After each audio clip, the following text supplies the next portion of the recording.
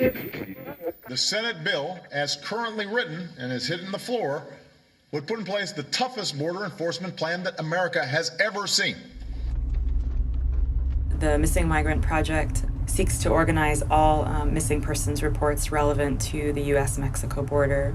Every time we hear the type of language being used to discuss the border, this amping up of Border Patrol presence and surveillance and technology and equipment and militarization, all we see is a border where we see more death, more skeletons, more separated families, more families looking for someone in the desert.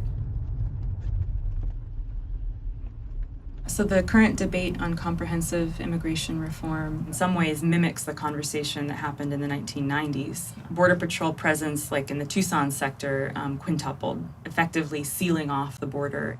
And what was left open were the wide expanses of desert. Once people got to the border and they saw these remote areas that were their only option to cross through, they would see how risky it would be and they would be deterred.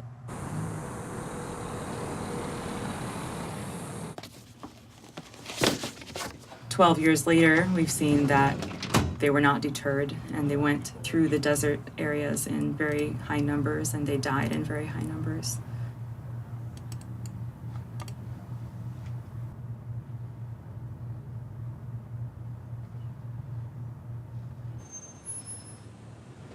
The on-the-ground changes happened around 1999 to 2001.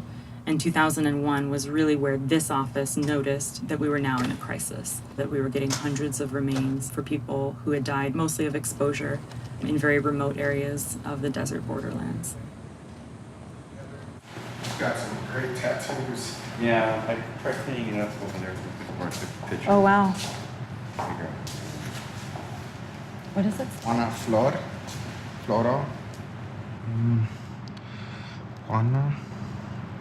Can't make out that first word, can you? Is that it?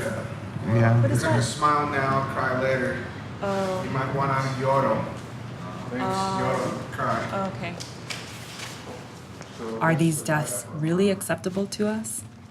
Just because they're so-called illegals, are we really willing to accept hundreds of deaths along the border each year?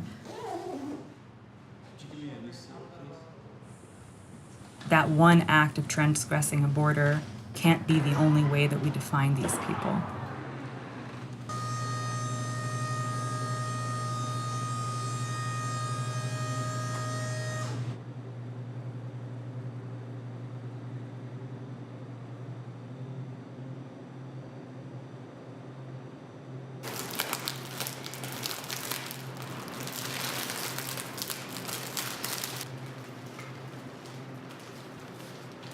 So we try to look for clues from the skeleton as to who this person might be. And we make some pronouncements on the various bones of interest and come up with what we call a biological profile.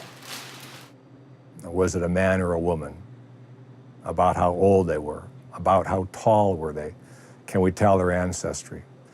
From their teeth, did they have any fillings? Did they have any missing teeth? Did they have any cavities? Ornamentation type of dental restoration that the family might notice? Well, hopefully there's a missing persons report that we can compare that post-mortem profile to. If it is, then Robin can get in touch with the family and see if there's any dental records or medical records. We can then try to see if the family will contribute a saliva sample or a blood sample, and then try to do a DNA comparison between that family reference sample and the DNA that's hopefully profiled from the bones of the dead person. If there's not, then the person just remains unidentified and is one of 800 other unidentified cases going back to about the year 2000.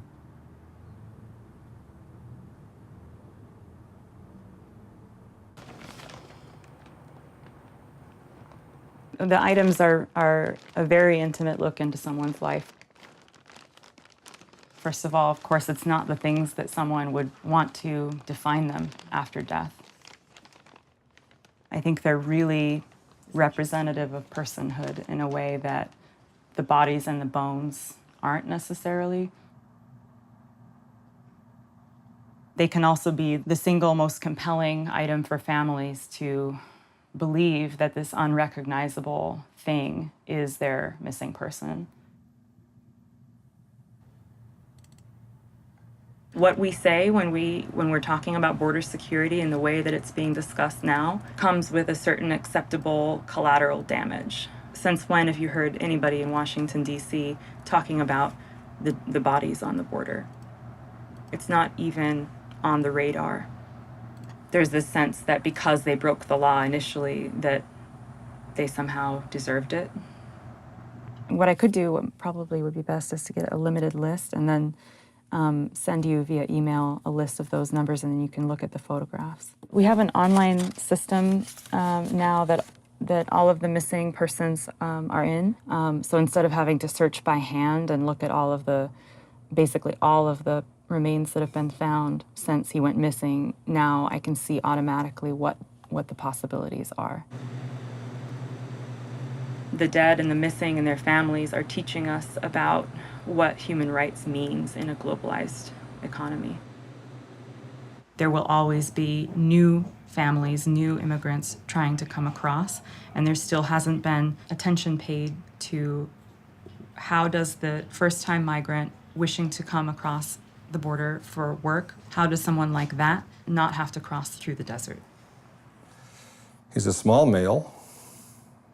young male, probably was late teens to maybe mid-20s in age. It seems to me as an American that we need to fill a certain niche of jobs here. And apparently Americans don't want to do them or don't want to do them for the current wages. But the country south of us and the country south of that country in Central America, those people will do those jobs. Jobs that are the backbone of our society. His right upper canine isn't as fully erupted as the other teeth, so it could correspond to that. The number of people that are now crossing illicitly across our border, some number of those are dying. I gotta believe that the vast majority of those people, had they had a chance to pay whatever fee they paid the smuggling operation that got them over here, they would gladly pay that fee to the US government to get some kind of legitimate work visa. I think that's immigration reform. That would drastically cut down the number of deaths.